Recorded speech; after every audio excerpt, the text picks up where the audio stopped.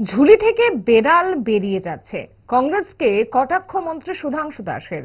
মহিলা বিল বিতর্কে কংগ্রেস বিধায়ক গোপাল রায়ের সঙ্গে বাক তরজায় মন্তব্য মন্ত্রীর। দেখুন মন্ত্রী বনাম বিধায়কের রাজনৈতিক তরজা। আজ আমাদের দেশে উপর বলুন। হ্যাঁ স্যার, আরে শক্তি কি মুশকিল। না না না না বসুন না, প্লিজ বসুন। বলবেন না। আপনি নোট করে নিন, আপনি নোট করে নিন যদি কোথাও মনে হয়। আচ্ছা আপনি নোট করে নিন, কোথাও যদি মনে হয় আমি তো জায়গা এদিকে গোপাল বাবু বলুন, শুনুন না। আরে কি বলে গোপাল বাবু, আপনি সিনিয়র লিডার, তো আপনার যদি মনে হয় যে না আপনি শোনার দরকার নেই, আমি বলছি আপনি নোট করে নিন।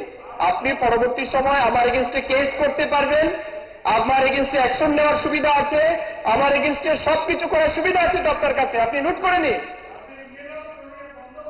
আরে আসল সত্য কথা বেরিয়ে যাচ্ছে, আসল চেহারা বেরিয়ে যাচ্ছে কংগ্রেসের মহিলা বিরোধী।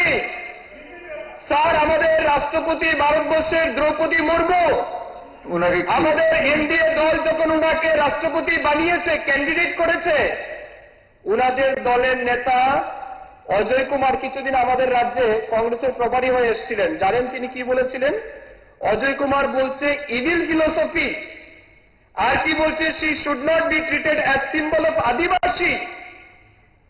যেখানে দ্রৌপদী মুর্মু একজন জনজাতি মহিলা ভারতবর্ষের রাষ্ট্রপতি হিসাবে সর্বোচ্চ সম্মান আমাদের দল, আমাদের এনডিএ দিয়েছে, সেই জায়গায় কংগ্রেস দলের নির্লজ্জ নেতারা বলছে যে তাকে যেন আদিবাসীর সিম্বল হিসেবে না রাখা হয়, because she has evil philosophy. এগুলি গোপাল বাবু জানেন না, এই জন্য বারবার কাগজের কথা বলবেন, কারণ আসল সত্য বেরিয়ে আসছে।